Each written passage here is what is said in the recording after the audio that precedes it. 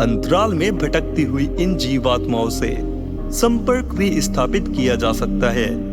ये जीवात्माएं भी स्थूल लोक के व्यक्तियों से संपर्क करने की सदा इच्छुक रहती है। आज दुनिया में कई ऐसे संगठन हैं जो इन जीवात्माओं से निरंतर संपर्क करते रहते हैं एवं उनसे लोक की जानकारी लेते रहते हैं। ये जीवात्माएं भी लोक कल्याण के लिए अपने ज्ञान को देना चाहती है एवं माध्यम ढूंढती रहती है। ये या तो उपयुक्त गर्भ मिलने पर स्वयं शरीर धारण कर अपना ज्ञान देती है या किसी के शरीर में प्रवेश करके अपने ज्ञान को उसके माध्यम से संपादित करती है। प्लेन चैट या ऊजा बोर्ड के माध्यम से इन आत्माओं से संवाद भी किया जा सकता है। दूसरा तरीका माध्यम का है। जीवात्मा से प्रत्यक्ष बातचीत करने के लिए किसी माध्यम को तैयार किया जाता है जिससे उसकी सारी जानकारी एकत्र की जाती है। देव या प्रेत आत्मा अपने ही अनुकूल प्रकृति वाले शरीर में प्रविष्ट होती है। सामान्यतया देव आत्मा अपने ही रक्त वाले मनुष्य के शरीर में ही प्रवेश करती है। अन्य उत्कृष्ट आत्माओं को बुलाने के लिए माध्यम को उसके अनुकूल बनना पड़ता है। धार्मिक व्यक्ति में प्रेतात्मा तथा दुष्ट व्यक्ति में देवात्मा का प्रवेश संभव नहीं है। हर आत्मा हर व्यक्ति के शरीर में प्रवेश नहीं कर सकती। दिव्य आत्माओं के लिए दिव्य एवं सशक्त शरीर आवश्यक है। जो शरीर हमें मिला है उसका स्नायु संस्थान एक ही आत्मा की ऊर्जा को झेलने के लिए सक्षम है।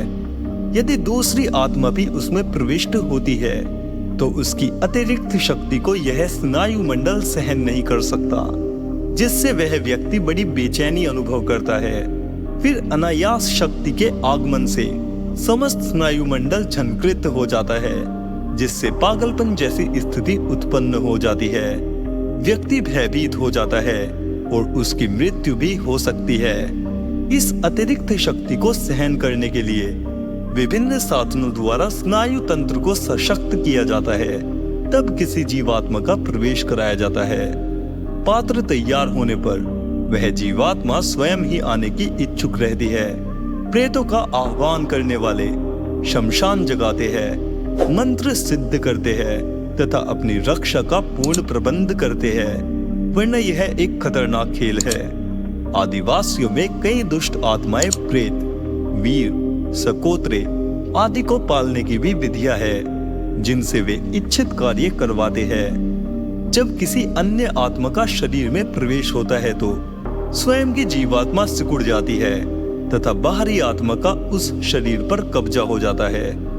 ऐसी स्थिति में उसकी आवाज बदल जाती है, उसके हाव भाव बदल जाते हैं, उसकी भाषा शैली भी बदल जाती है।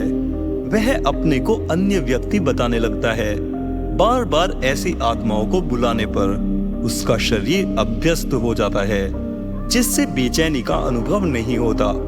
प्रेतात्मा के आगमन पर वह भयभीत होकर मूर्छित भी हो जाता है तथा उसके निकलने पर वह शिथिल होकर काफी समय पड़ा रहता है।